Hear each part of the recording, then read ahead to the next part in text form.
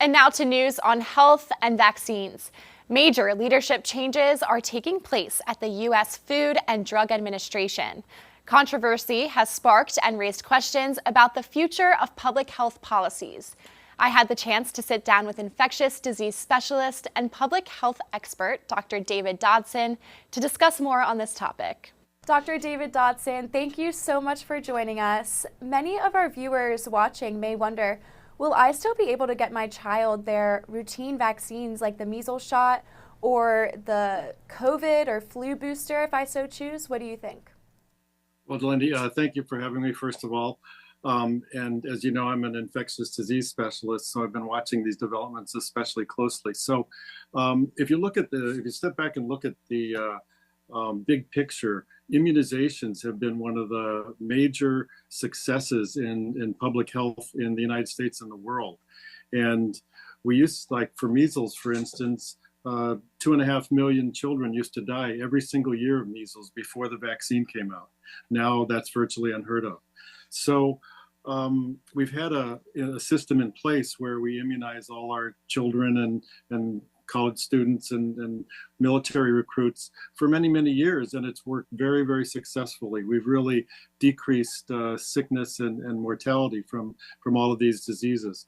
Unfortunately, in the last few years, there has been a resurgence of anti-vaccine thought, and that's showing up in people on the internet, but also some of our public leaders.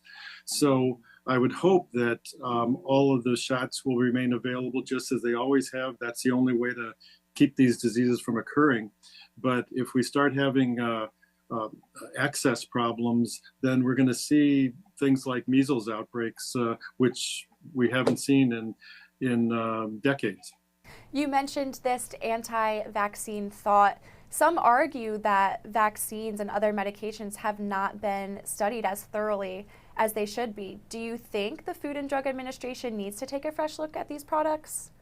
No, the fact to say that they haven't been studied is ridiculous. These are some of the safest vaccines and most effective vaccines, and they've been used in all countries, not just the United States, for decades. Measles vaccine came out in 1963, so it's been around for 60, 70 years.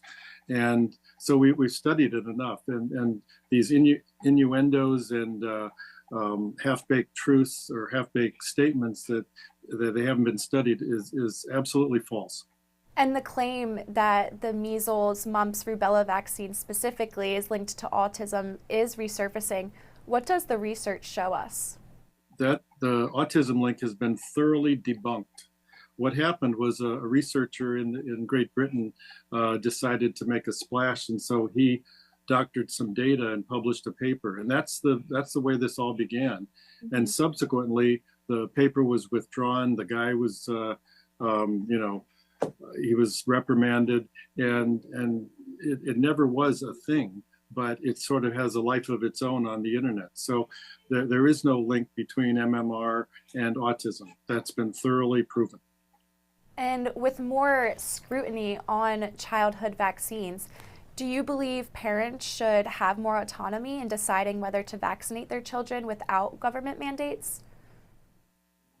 Well, there's two ways to look at that. One is the individual, should I vaccinate my child?